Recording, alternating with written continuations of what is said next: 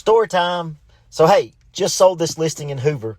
I'm not telling you that. That's my job, selling houses. So that's not the big thing. Here's the story on this house. So we got this house from a gentleman who lived out of town. He's a doctor. Ran across some of our marketing in Hoover, decided to hire us to sell his house. He'd had a renter in it before. And we had like 50 showings on the house, and we finally got a contract. But before we got the contract, we had several agents tell us it was overpriced.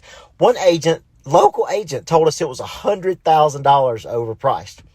Well, we knew to do more homework than just what'd your neighbor's house sell for and just your basic run-of-the-mill, this is what I think it's worth. We dig deep. And what we knew was this home was on a lake and it had a pool, and to recreate that situation in an area that's booming because of new development will cost a whole lot more than what we were asking. So we waited on the perfect buyer who got a beautiful home, and it sold for $1,000 over list price. So if you're going to sell your house, make sure you're getting good advice, because if they'd have hired an agent that told us it was $100,000 overpriced and took that advice, that could have been an expensive mistake. Gene Darden, 205-426-1113.